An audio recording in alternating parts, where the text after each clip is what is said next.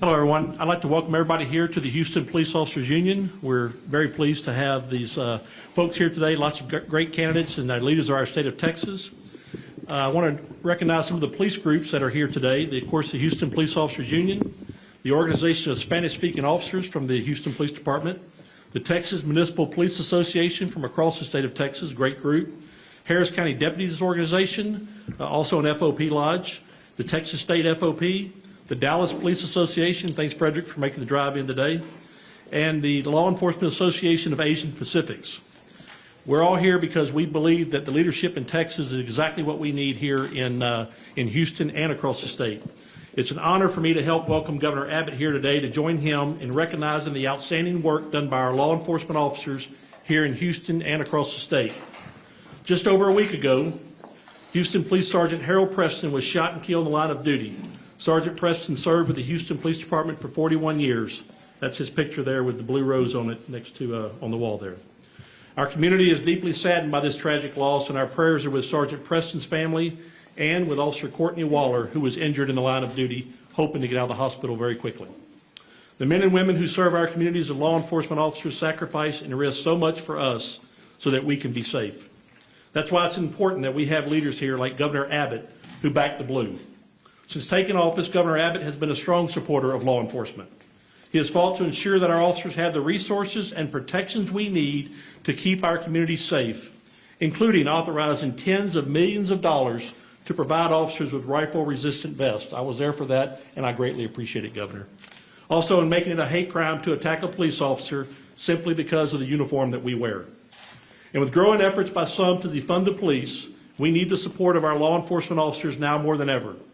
I will say this, we're very blessed here in Houston to have a mayor and council who have unanimously increased our budget and recently increased overtime pay for police officers in order to keep our community safe. But we know that's not happening across the state. Just look at Austin, Texas, and what a disaster it is there. That's exactly what Governor Abbott is doing with his Back the Blue pledge and his proposals to stop officials from defunding the police by freezing property taxes and annexation powers for local governments. I'm proud to join him and Texas throughout the state in signing the Back the Blue pledge. And with that, it's my honor to introduce the governor of the great state of Texas, Governor Greg Abbott. Thank you, sir. Of course. Listen, Ray, thank you for your comments, but also thank you and HPOU for opening up this fabulous facility, for hosting this event.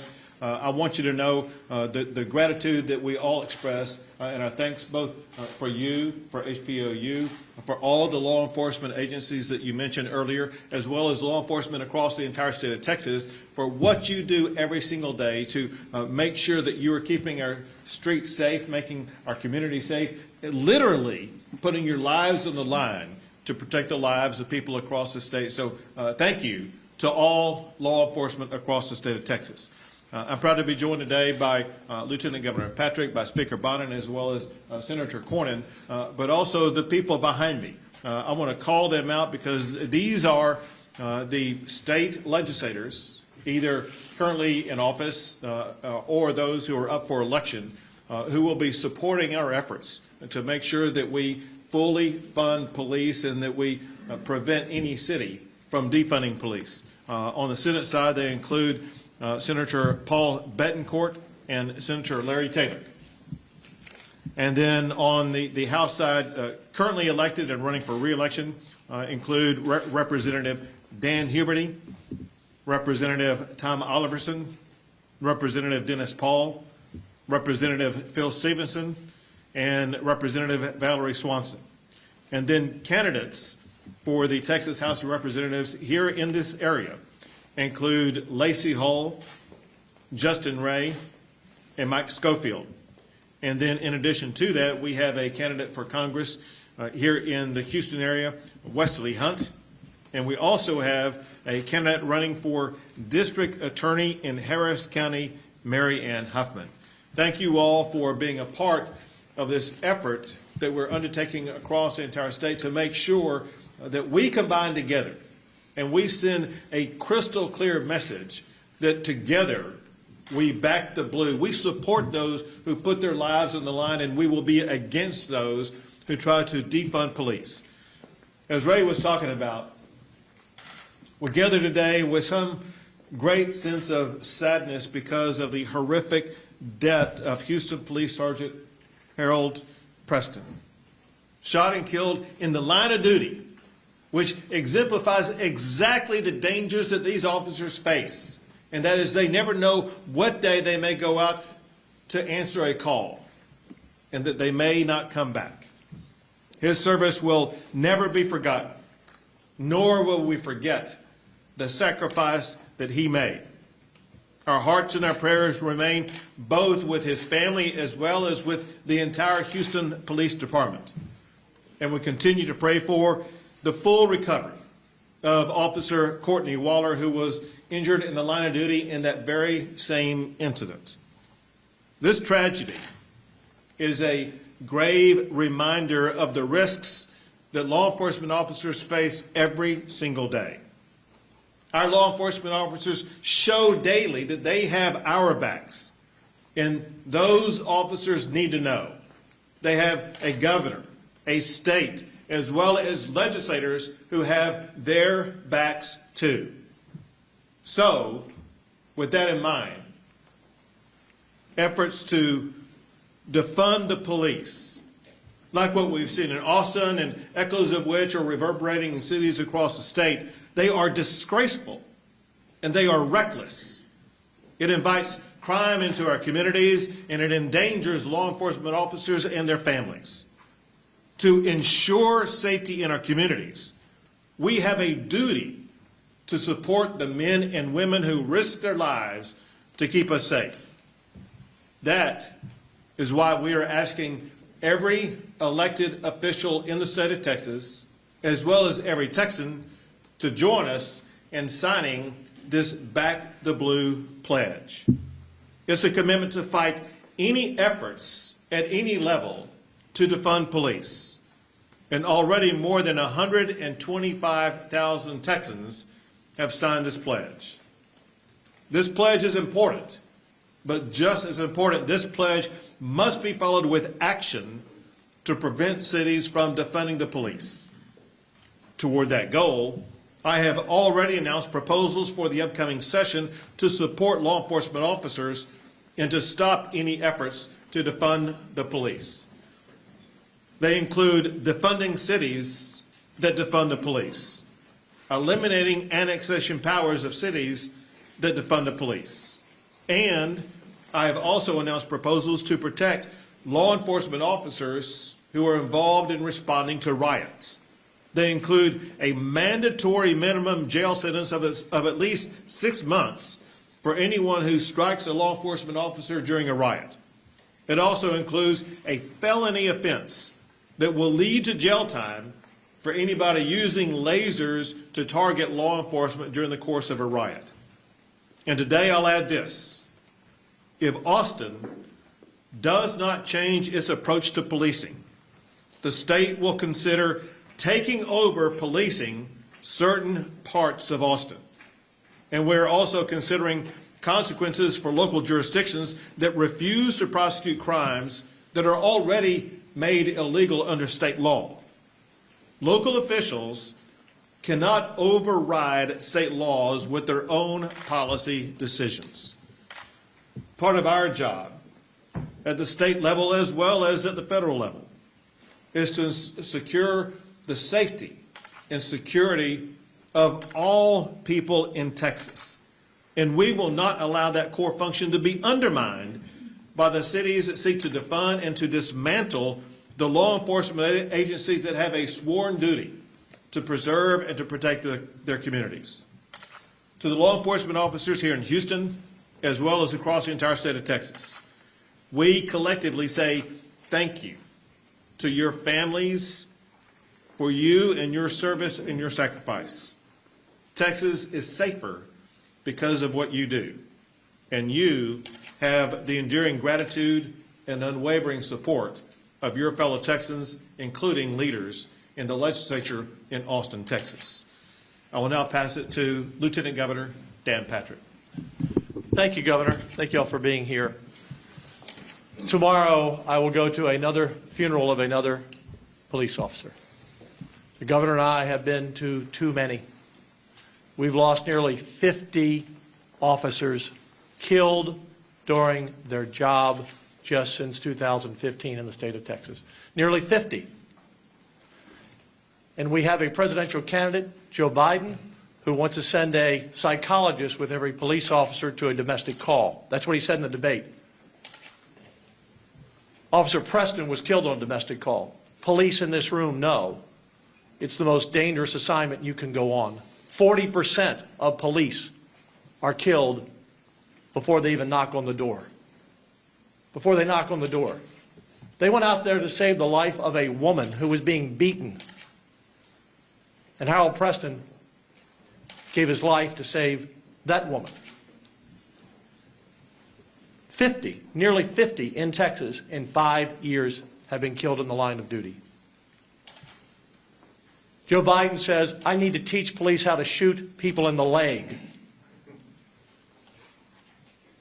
It's sad. He obviously has never handled a gun, never shot a gun, never talked to a policeman, or never listened to a policeman. It's sad. Whether you're a Republican or Democrat, protecting police is an American thing and it's a Texan thing. It's not a Democrat or Republican thing.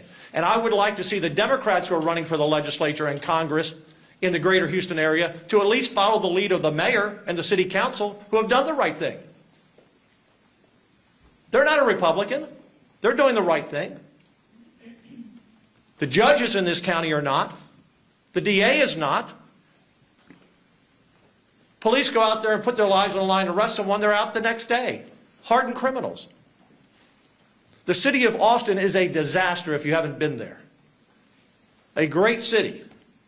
Now one of the most dangerous cities in America and definitely in Texas. We've already been talking with the governor, and I've talked with others about taking over Austin, the state taking over policing that city. And if that is the plan, that will be a high priority bill for the Senate to pass.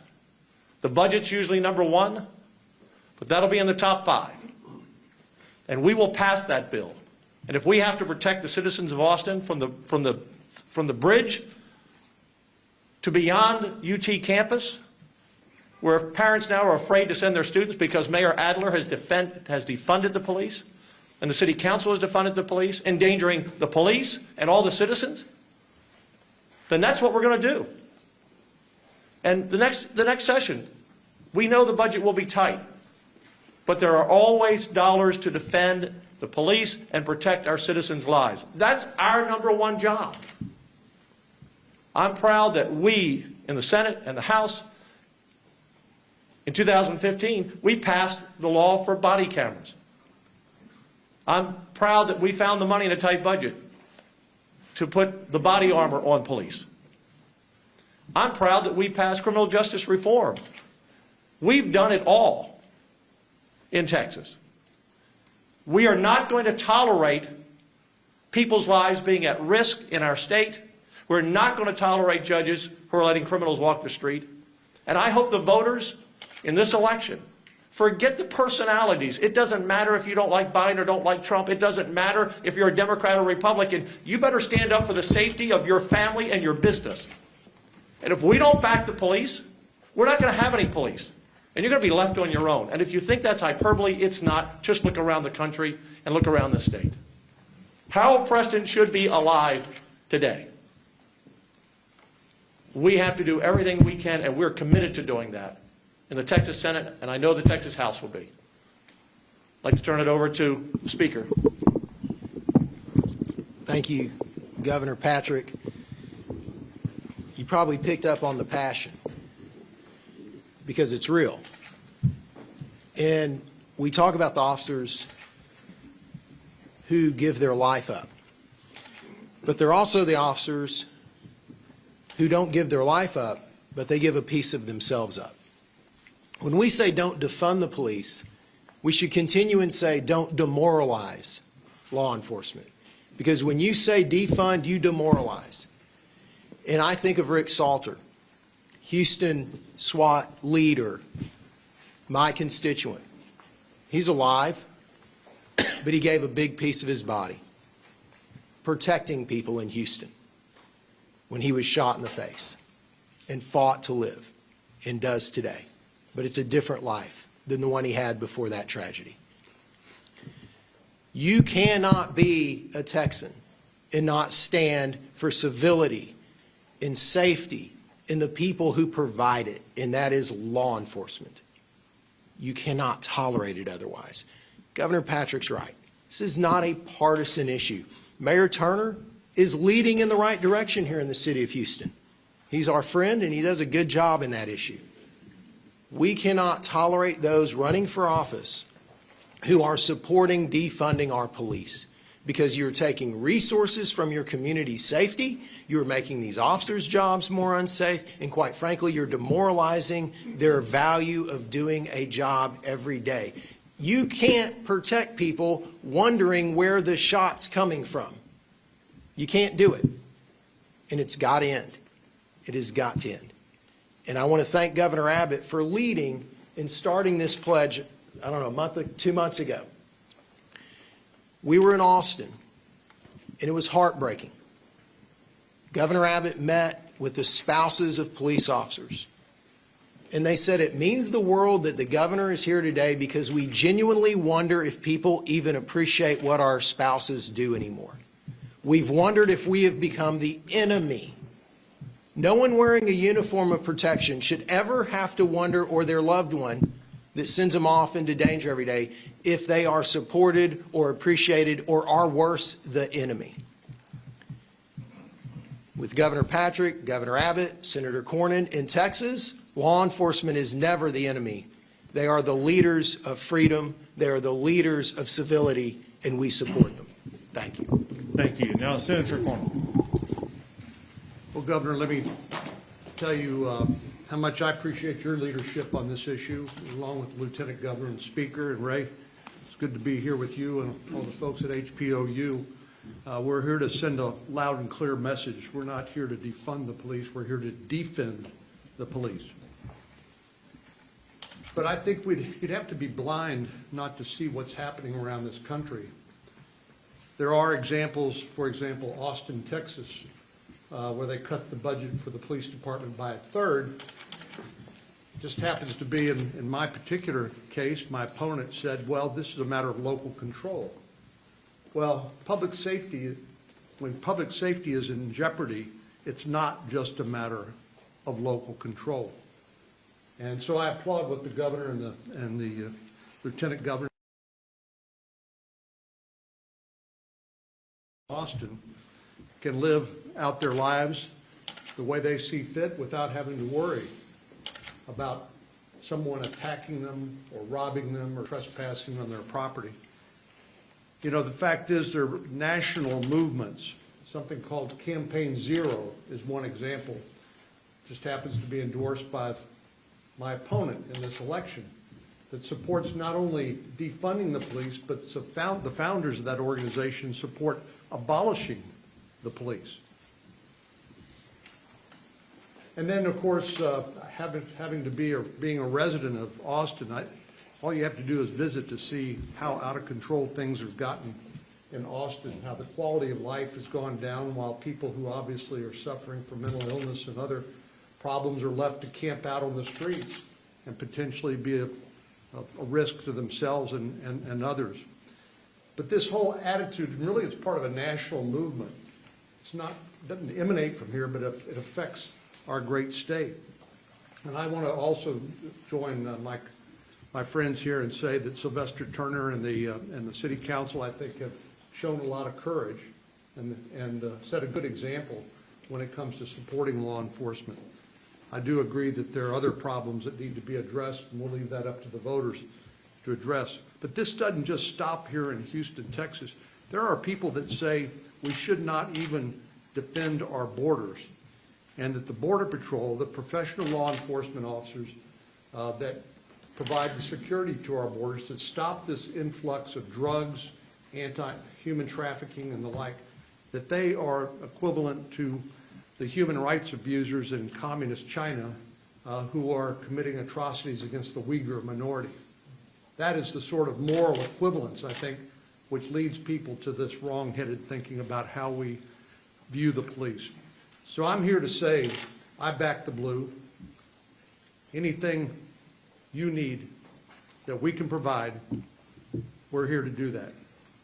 And we all understand that the national media likes to focus on a few exceptional circumstances, and they will be dealt with appropriately in the courts of law on a case-by-case basis. But this idea that everybody is guilty is just really un-American. And we're here to say that's wrong. We don't buy it, we don't believe it, and we're going to fight to defend our state and our values against those who want to change how we relate to our law enforcement officers and the respect we demonstrate to them every day, and should encourage others to demonstrate as well. Thank you, Senator. Now, we are all going to sign the pledge, then we will return to our seats and take a few questions.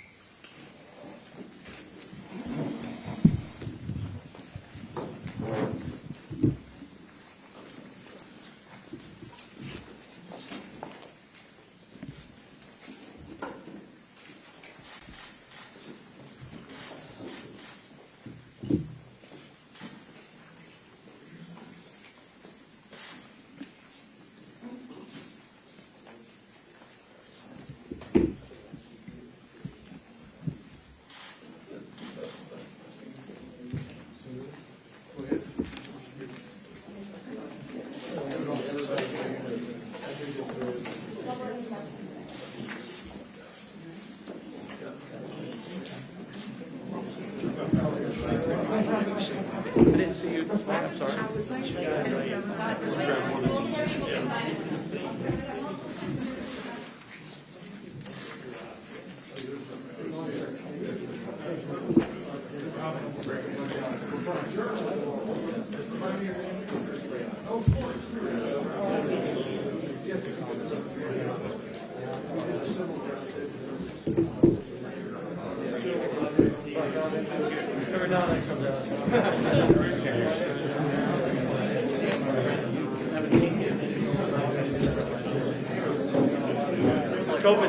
Good to see you.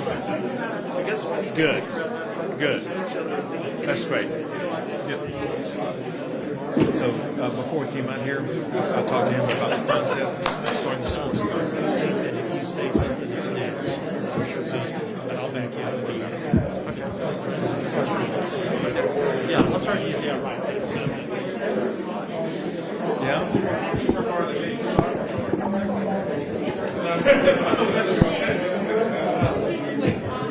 Good. Those are most important. Good stuff, Governor. Good. We'll have a little back and forth as we accumulate, I'm sure.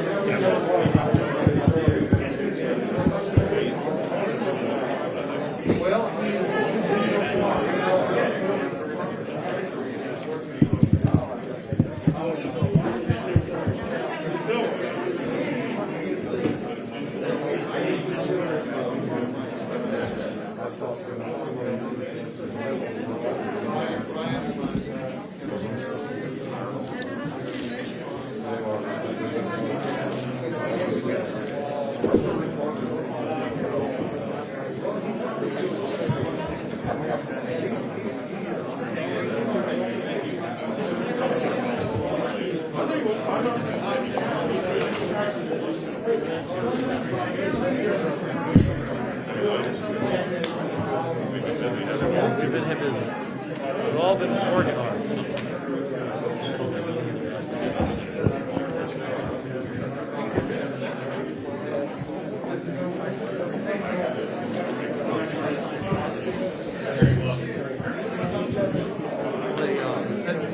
I don't usually get that complaint.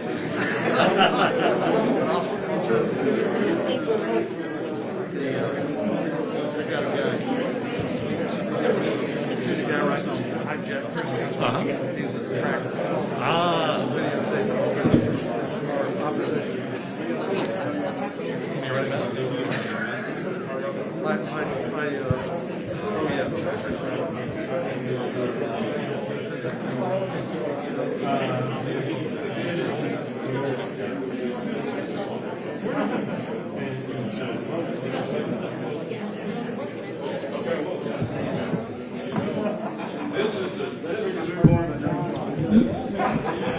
All right, we're now ready to do some.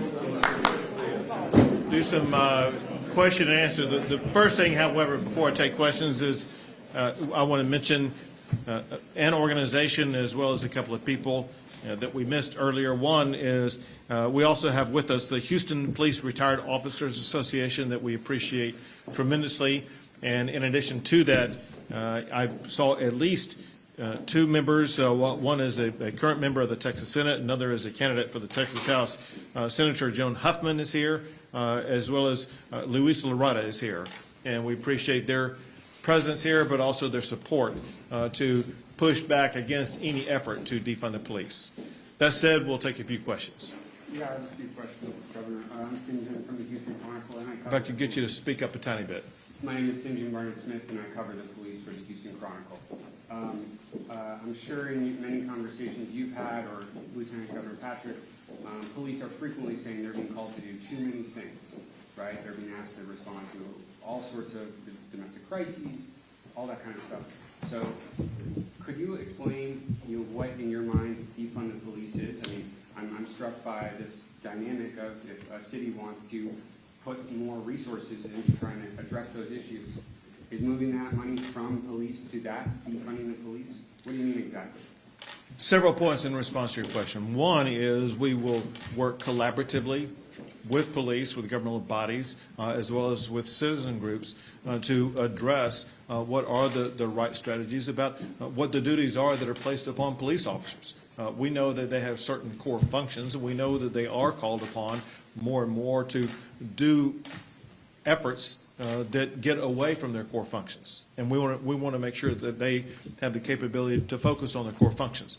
That said, there are some easy examples that show how clear it is that some cities are already taking action to defund police. One, as Senator Cornyn mentioned, and that is the enormous, as in millions of dollars, that have been cut from the police funding in Austin, Texas, that will lead to a reduction in police officers that will make the city less safe. Another example that is easy to misunderstand is my understanding that the city of Dallas has defunded overtime for police officers in Dallas, Texas. Here is a consequence of that. As Dallas, Texas was going through the riots that were taking place in downtown Dallas in late May and early June, it required officers who were working overtime, sometimes all night long, to protect their cities. Cutting overtime for those officers would directly endanger the people in that city who faced life and death type situations and complete destruction of businesses, and then those businesses would be destroyed. And then I'll add on this, and that is because of the inadequate number of police officers and because of the strategies used in some places like in Dallas, like in Austin, the state of Texas had to step up, where I was working with Director McCraw of the Texas Department of Public Safety to position more than 1,000 Texas Department of Public Safety officers and more than 1,000 National Guard across the state because of inadequate policing in our communities. We don't have any room to cut any more police. We have a necessity to add police to our forces. Oh, did you have another? No. Are you sure? No, go ahead. Okay. Erica Simon with ABC 13, and we're the pool TV cameras. I have a couple quick questions for the TV group. Sure. The first is, can you address the reports and rumor that the National Guard will be deployed to several cities, including Houston? I'm sure you've heard those reports.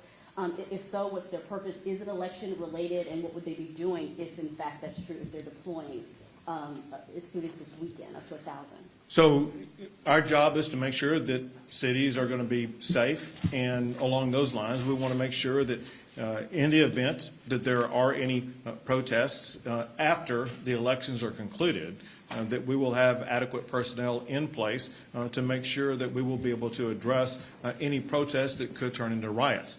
The National Guard will play no role whatsoever in the election process. They will not be at polls or anything like that. They will not be disruptive in the election process whatsoever. They have a goal, and that is to support the efforts that they would be called upon to support the Texas Department of Public Safety. So they will have a presence here, and if so, how soon? I know they've I been can't, here. so it's erroneous to say that we'll have a presence here. Those decisions will be made on an as-needed basis. Okay. In terms of COVID-19, with the cases kind of mirroring and hospitalizations in the state kind of mirroring the summer, what is the office's plan to kind of curb those numbers? And then is there a threshold for you guys in terms of scaling back? If you reached a point, would you consider scaling back capacity and other things in the state? So we've already announced guardrails that are already in place that will adjust what's going on in communities based upon the spread of COVID. Remember this, and that is just because people are testing positive for COVID, that in and of itself is not a sign of danger. The sign of danger is when you have increased hospitalizations. And if you look at my executive order, what it says is that if hospitalizations in a particular region are such that 15% of the total hospital bed capacity in that hospital region is occupied by COVID patients, then automatically, without any decision-making process whatsoever, automatically that region will have to go back to the pre-existing status of opening, which means that bars would be closed and that businesses would be operating at a 50% level. So those standards are already in place, and they have already been triggered in 3 hospital regions of the 22 hospital regions in the state of Texas. One is El Paso, the other is Lubbock, and the other is Amarillo. 2 more questions. Last question, this is for KHOU Channel 11 here in town. A federal judge required face masks in all Texas polling locations as of this morning. What's your reaction to that ruling and, in regards to the state's next steps in that response? Sure. So the Attorney General is appealing that to the Fifth Circuit as we speak, and we'll see what the courts say. Last question.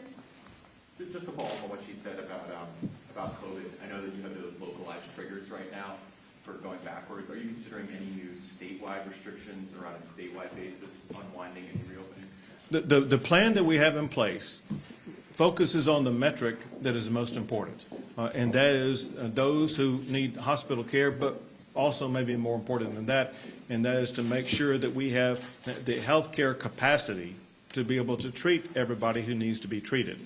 And those mechanisms are already in place, and because of that, there is no need for additional measures at the state level. Governor, can I? Sure, go I want ahead. to add something to your question about defunding the police. There are policing standards in America of how many officers you need. Most of our cities in Texas and America are short before all of these issues happened, beginning in the last several months, before defunding the police. We were already short. Frederick Frazier is here from Dallas. I've worked with Frederick. He's a police officer there, and now he's a city councilman as well in another city where he lives. That department has lost 500 officers. Oh, at least. At least 5. They had 3,600 officers before July of 2016, before 5 were assassinated. They've lost 500 or 600 officers. And then you're going to defund them even more? Defund them even more? How about the response time? If your home gets broken into and you call 911, do you want them to show up, within a reasonable time to protect your life? Or do you want to show up the next day? So we need to be investing more into police, not less. If we want to expand in these other areas to improve relationships with the community, then that's something we need to do. But you don't pull back the people who are going to protect the lives of Texans and Houstonians in the name of some liberal idea and some theory that we can send a socialist to a social worker, rather, to a domestic violence call like Officer Preston was on. That would have been another person. They now have to protect that psychologist or that social worker. We passed a bill last session that the governor signed that mirrored what we do for math and science teachers, for law enforcement. Any person in Texas who goes to college and gets any degree, we will pay for their college up to $25,000 if they work 8 years in law enforcement. We retire their loan in year 5, 6, 7, and 8. So if they put in 8 years, and Frederick and I worked on that, I worked with Ray Hunt, Mark Clark, we need to attract people to law enforcement. We have people retiring. The retired police officers are here. You all don't understand in the media. Where are you going to be when there aren't any policemen? We're thin already for a city the size of Houston. I mean, the media needs to get this. If you don't get it, you're really missing it. You are really missing the point. We want the best police we can have, and the best police we can have need to be trained, and they need to have a backup, and they need to be able to get to your home to protect your life in the right amount of time as soon as they can. And Governor, one other thing we talked about today, there's another issue going on in Harris County that we're concerned about, and that's it. The Harris County votes, Mr. Hollins apparently can't count. they're turning in vote totals to the state that are different from they have on their own website. And when is the media going to cover this story? They were 11,000 votes off the other day, 3,000 votes off yesterday. They can't even count the votes. I'm not even suggesting they're doing it illegally, but I do have a question. When you turn in, you're supposed to turn in your daily totals to the Secretary of State, and they're posted online. And then they post their numbers on their website. They're different numbers. We're talking about a lot of close races in this city. For the legislature, for Congress, if they're off, I don't know, 5,000 a day, 10 days is 50,000 votes they're off. And Mr. Hollins won't answer a question. It's time for the media to ask that question. Elections have to be fair. And so it's either negligence, ignorance, or there's something afoot here. You know what his answer was yesterday? We'll settle the books up and count all the votes when the election's over. You know what that sounds like to me? I look at a House race for the Texas House or Congress. You know what? This person lost by 1,000 votes. Gosh, we need to count the votes. We missed some. I mean, you all need to be doing your job. If you want a fair and honest election, at least get the count right. If they can't count, they ought to be out of office. Mr. Lieutenant Governor, Period. I'd like to come back. Sorry, if you have additional questions, you can do it after. We have to get the Okay. governor going.